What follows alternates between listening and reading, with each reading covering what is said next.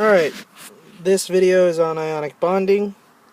Um, Again by me, you could tell because of the signature. Not the star, okay, like some of you think. The signature. Alright. Now, just to review ionic bonding, this was basically note 16, some of the things that you'll need to remember. Ionic bonding is the transfer of electrons. Okay, transfer of electrons. Make sure that you remember that ionic bonding is the transfer, because when we go into covalent bonding, that'll be sharing, and I'll show you that probably on the next video. Now, also, bonding, ionic bonding, is the bonding of positive and negative ions. Remember that we said opposites attract. Okay, so especially true when we talk about ionic bonding. Now, here are basically the steps to show ionic bonding, and it does seem like a lot, but it's really not all that bad. Some of the steps are done within like two seconds, so don't really get overwhelmed in looking at this, but we will go through each one. The first one, find out which atoms are involved. So when you're going to be given a problem or a compound, you want to make sure that you know all of the separate atoms and which ones they are. That way you can find it in the periodic table. And why you need to find it in the periodic table is you'll need to find out how many valence electrons each element has. And so the reason you need to find out how many valence electrons each element has is for the simple reason of, and we'll get to it in a little bit, is electron dot diagrams. Now, once you find out how many valence electrons, you'll need to be able to determine if each element would either gain or lose. Now, how we know this is if the number is closer to 0 than it is 8, for instance 0 to 3, sorry, 0 to 3, you would lose, or the atom would lose electrons in order to fulfill the octet rule. If it's from 5 to 7, you would gain electrons to fulfill the octet rule. And if it were 4, it could do either, and then remember that 8 is already full, so they wouldn't do that. They wouldn't combine with anything else. Now, the third step is to draw electron dot diagrams for each element. And then that'll be on the left side of your sort of problem, I guess. And then you'll draw an arrow and the electron dot diagrams for the elements after the transfer of electrons.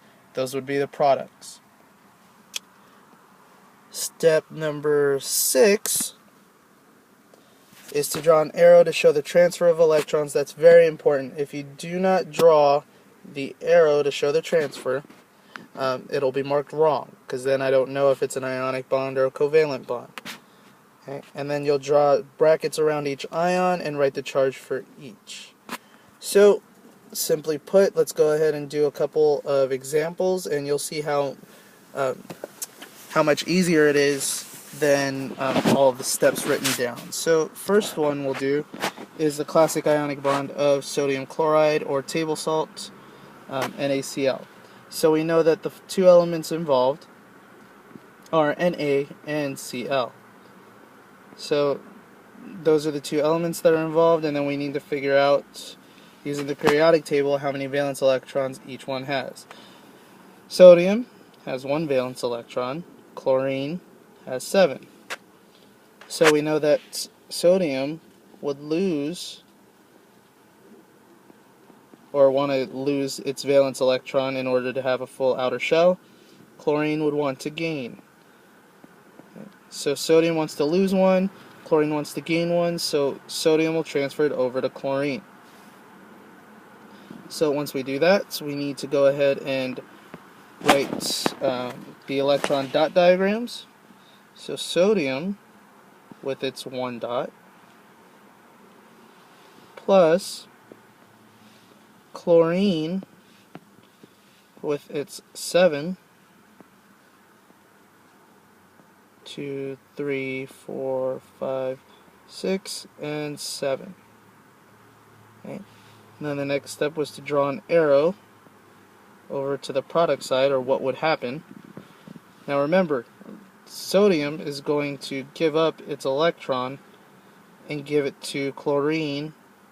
That way chlorine's full and sodium would be full. So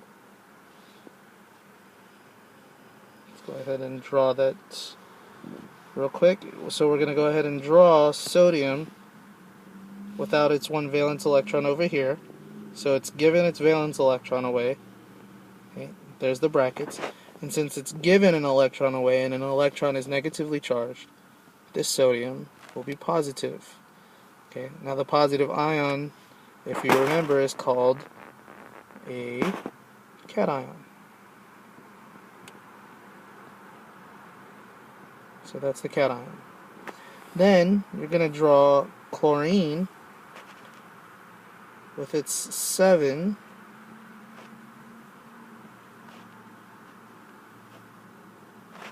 And then it's 1 from sodium. So now chlorine has 8 and it has a full outer electron shell. Make sure that you draw the arrow to show the transfer of the electron. And once you draw the transfer of the electron, go ahead and put brackets. And since it has one more electron than it normally does, this will be negative, and that's called the anion. Anion being a negative ion. Alright, so we'll do one more example. MgCl2, which is magnesium chloride. Again, you need to know the atoms involved, or elements involved. So we know that there's magnesium and chlorine, but notice that there are 2 chlorine. That'll be very important. So you need to draw 2 chlorine atoms when we get to it. Now, magnesium, if you look at how many valence electrons it has 2. Now, since it has 2, it'll want to lose those 2 because it's closer to 0 than it is closer to 8. Chlorine has 7. But keep in mind that there's 2 chlorines, so each chlorine has 7. So this one will want to gain 1, and this one will want to gain 1. 2 total. So the magnesium will give up its 2 to the chlorine.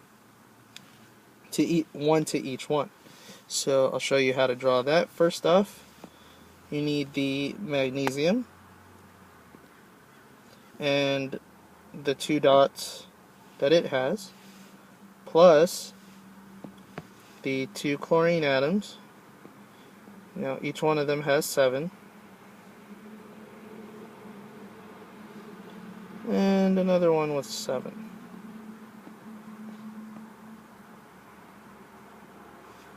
Alright, and then you draw the arrow to show where it's going to end up with.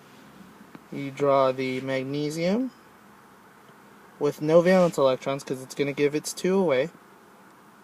And since it's going to give its 2 away, you draw the brackets and then the charge, which is 2 plus, since it has 2 less electrons. Then you're drawing each chlorine, okay, with its 7. And then you could draw the other chlorine here with its 7. And then each chlorine is going to get 1 electron from magnesium. So you draw 1 arrow here to show that it's transferring to that one, and another arrow here to show that it's transferring to that one. Now, since each chlorine has 1 more electron than it normally would, each one is negative. So that's basically how you show ionic bonding. Okay, you will have to do this in the future in a few quizzes and tests and assignments as well. So let's go to the next slide for a practice one, and I'll let you do this on your own for now. So go ahead and press pause, and after you've done this either on a sheet of paper or in your notebook, then go ahead after you're done and press play, and we'll go over it. Alright, so hopefully it didn't cause you too many problems. So first off, you need to know that there's calcium and there's oxygen. Now, calcium has 2 valence electrons, oxygen has 6. So calcium will want to lose these 2, oxygen will want to gain 2 in order to get to 8. So first we draw calcium, and it has 2 valence electrons. And then we'll draw oxygen with its 6 valence electrons. Now this is where it becomes important that you drew the valence electrons correctly, with oxygen anyway, because there's going to be one spot for each electron to be paired up. So calcium goes over here. Now it's going to give both of its electrons away, so we won't draw any dots around it, and its charge will be 2 plus because it gave away 2 electrons. Then we will draw the oxygen over here with its 6, and then we'll draw the transfer of the 2 electrons from calcium over to oxygen.